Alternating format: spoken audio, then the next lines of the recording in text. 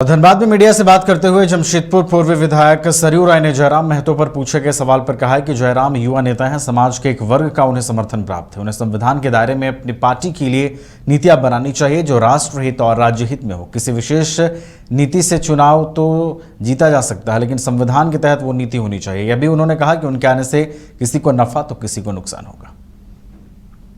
ये उभरते हुए युवा नेता हैं, समाज के एक वर्ग का उनको समर्थन है। वो आएंगे तो किसी न किसी को नफ़ा होगा, किसी न किसी को नुकसान होगा। उनको कितना होता है इसके बारे में सोचना। इससे मैं तो कहूँगा कि तेज तर्रार युवा नेता हैं, अस्थायी तो बने झारखंड में, इसके लिए उनको विचार करना चाहिए ताकि राज्य की स्थिति अच्छी बने।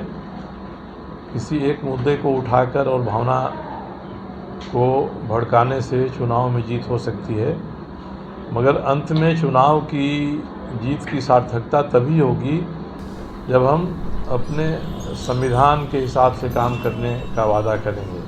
शपथ उसकी ही।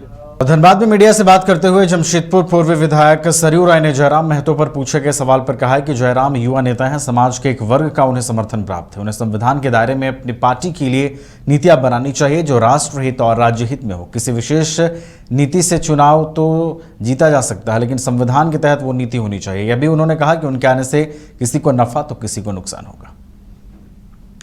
ये उभरते हुए युवा नेता हैं, समाज के एक वर्ग का उनको समर्थन है।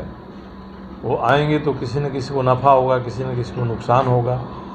उनको कितना होता है इसके बारे में सोचना। इससे मैं तो कहूँगा कि तेज तर्रार युवा नेता हैं, अस्थायी तो बने झारखंड में, इसके लिए उनको विचार करना चाहिए ताकि राज्य की स्थिति अच्छी बने।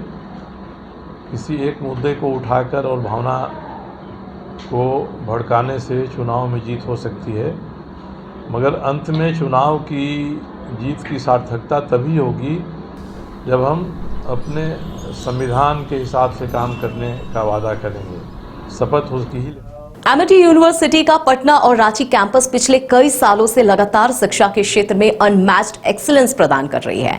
यूनिवर्सिटी रिसर्च और इनोवेशन और के कल्चर को बढ़ावा देती है और यही कारण है कि यहाँ के शिक्षकों और छात्रों ने मिलकर अब तक 1000 से ज्यादा रिसर्च पेपर और 100 से ज्यादा पेटेंट फाइल किए हैं। 26 से अधिक पेटेंट पब्लिश्ड हुए हैं और 3 पेटेंट ग्रांट भी हो चुके हैं। और यही नहीं, यहाँ के फैकल्टीज और स्टूडेंट 100 से अधिक किताबें पब्लिश भी कर चुके हैं।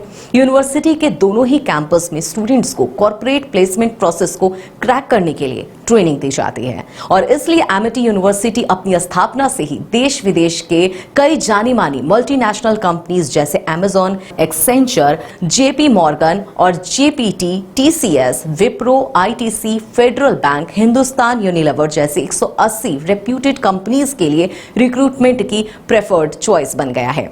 यही वजह है कि आयुष कुमार को जेपीटी कंपनी लिमिटेड में 24 लाख, जान निसार अख्तर को अमेजॉन से 30 लाख और देव नरूला को ह्यूमन होल्डिंग कंपनी लिमिटेड से 44 लाख 50 हजार का पैकेज मिला है। वहीं सुमन गुप्ता को पालो ऑल्टो में मिले 47 लाख के हाईएस्ट पैकेजेस से यूनिवर्सिटी ने बिहार और झारखंड में एक नया रिकॉर्ड कायम किया है।